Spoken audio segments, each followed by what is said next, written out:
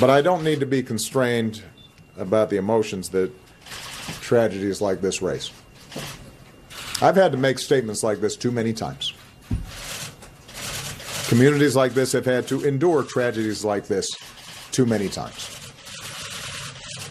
We don't have all the facts, but we do know that, once again, innocent people were killed in part because someone who wanted to inflict harm had no trouble getting their hands on a gun. Now is the time for mourning and for healing. But let's be clear. At some point, we as a country will have to reckon with the fact that this type of mass violence does not happen in other advanced countries.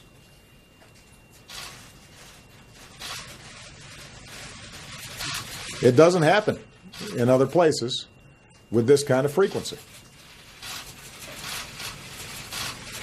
And it is in our power to do something about it. I say that recognizing the politics in this town foreclose a lot of those avenues right now. But it'd be wrong for us not to acknowledge it. And at some point, it's going to be important for the American people to come to grips with it. And for us to be able to shift how we think about the issue of gun violence collectively.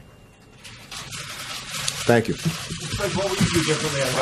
The President of the United States giving his remarks after the mass killing at a church in South Carolina last night.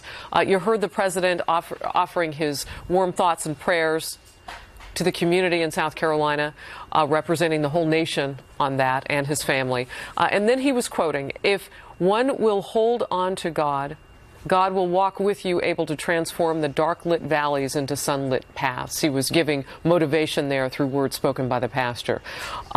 He laid out an interesting accounting of the history, the importance of the history of that church. We talked about it a little bit. Andrea was telling us earlier about the pastor of that church and its sacred place in the history of South Carolina and America, and giving details on how its role to offer a place of peace and freedom for slaves back in the 1800s. And so that's what the President was kind of laying out there. And then he talked in detail about gun violence in this country. And I want to bring it out to the couch now because, Judge, that's really when I heard you say, wait a minute, where are we going here?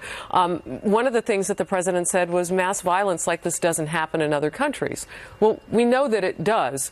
And we also know that this suspect reportedly got a gun for his birthday in April that was a gift. So you'll have to explain to me the legal, where the President was going. Well, I mean, it's not really legal. I mean, the President obviously has been very much in favor of and has never hidden the fact, has certainly promoted gun legislation to restrict access to firearms. And would that have changed in this case, though, if it's a gift? You know, as I said before, the argument could be made both ways. Honestly, I didn't think the argument would be made this quickly. I don't think when people are still, like, really in the midst of grieving, it's time to throw something political out there like gun control. But the people will argue the other side too. When I was a police officer, I'll be, 100% disclosure here, full disclosure, I liked the fact that I was the only one who had a gun. Back then in Florida, you couldn't get a gun unless you were a diamond merchant. And that felt good because I knew that anybody I stopped with a gun was a bad guy. It made it very easy for me to call strikes and balls.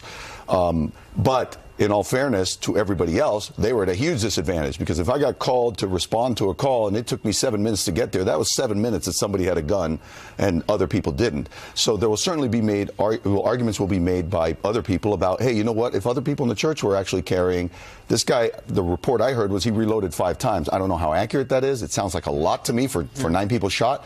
But if he reloaded even once and somebody had a gun, the argument will be made, they could have taken him out before he killed all these people. So that's a battle that I just don't think we should be fighting at this moment. Real quickly, we've got